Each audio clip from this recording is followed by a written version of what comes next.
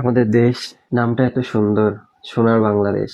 আমাদের দেশটা বর্তমান যে পরিস্থিতি শুরু হয়ে গেছে দিনের পর দিন, এই যে মেয়েটা রামিসা, নিষ্পাপ শিশু, 7 বছর বয়স, কি দুঃখজনক একটা বিষয়। তাকে নৃশংসভাবে নির্যাতন করে তাকে গলা কেটে হত্যা করছে। এটা কোনো মানুষের কাজ? একজন মানুষ হয়ে একটা শিশু বাচ্চা যে দুনিয়ার সুখ শান্তি এখনো বুঝতে পারে নাই, তাকে এরকম ভাবে নির্যাতন করে নৃশংসভাবে হত্যা করেছে। শুধু এই সোহেল না, তার সঙ্গে তার স্ত্রী জড়িত। স্ত্রী ইচ্ছে করলে তাকে নিষেধ করে এই সমস্যাটা হাত থেকে তাকে রক্ষা করতে পারতো, বাচ্চাটাকে বাঁচিয়ে দিতে পারতো, কিন্তু না, তারা দুজন মিলে এই শিশুটাকে অমানসিক নির্যাতন করে হত্যা করেছে। আমাদের দেশ নামটা কত সুন্দর, সোনার বাংলাদেশ। আমাদের দেশে সোনার ফসল ফলে, সোনার ফসল হয়। আমাদের দেশে সবকিছু ভালো হওয়ার কথা। একটা মুসলিম কান্ট্রি হিসেবে আমাদের দেশে এই ধরনের একটা মর্মান্তিক ঘটনা দিনের পর দিন, আজকে রামিসা, তস্যু আরেকজন, পরশু আরেকজন, এভাবে আমাদের দেশে একটার পর একটা নৃশংসভাবে হত্যা করা হয় এবং শিশুকে নির্যাতন করা হয়। এটা অমানসিক কাজ। আমাদের দেশে এমন একটা আইন, এমন একটা কঠোরভাবে শাস্তি দেওয়া উচিত যাতে ভবিষ্যতে কোনো মানুষের দ্বারা এই ধরনের কাজ করার মতো সাহস না গজে। এই দেশটাকে একমাত্র আইনই দিয়ে কন্ট্রোল করা সম্ভব, নয়তো না।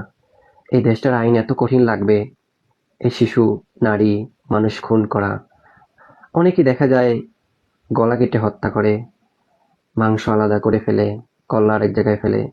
এই ধরনের খুন যাতে দ্বিতীয় কোনো মানুষের দ্বারায় না হয়, সেরকম একটা কঠোর আইন সরকারকে নেওয়া উচিত, সরকারকে সিদ্ধান্ত নেওয়া উচিত। আর এই যে রামিসা, একে যেভাবে হত্যা করেছে, সরকারের এই যে শাস্তিটা, এটা জনসাধারণের মাঝে প্রকাশ্য ফাঁসির দড়িতে ঝুলাইয়া মানুষকে, মানুষের মনের যে কষ্টটা, মানুষের মনের যে চাওয়াটা, সেটাকে পূরণ করে যেরকম এরকম খারাপ কাজের সাথে যারা জড়িত আর যাতে ভবিষ্যতে না করতে পারে, তাদের মধ্যে এরকম একটা আতঙ্ক, এরকম একটা জানানো উচিত যাতে ভবিষ্যতে আর কেউ ওই ধরনের কাজের সাথে লিপ্ত না হয়। আমি সরকারকে অনুরোধ জানাবো, আমি একজন সাধারণ মানুষ হিসাবে, যাতে আর কোনো পিতা তার সন্তানকে এরকম ভাবে এই অবস্থায় সম্মুখীন না হয়, কোনো মা যাতে তার সন্তানকে না হারায়, কোনো পিতা যাতে তার আদরের মেয়েটাকে না হারায়। এইভাবে যেন আমাদের দেশটা যাতে নামের সাথে, মানুষের সাথে, কাজের সাথে, সমাজের সাথে যাতে সবাই সুন্দরভাবে মিলিয়ে যেতে পারে, সেভাবে আমাদের দেশটাকে উপহার দেওয়া উচিত। আমি বিএনপি বুঝি না, জামাত বুঝি না, এনসিপি বুঝি না।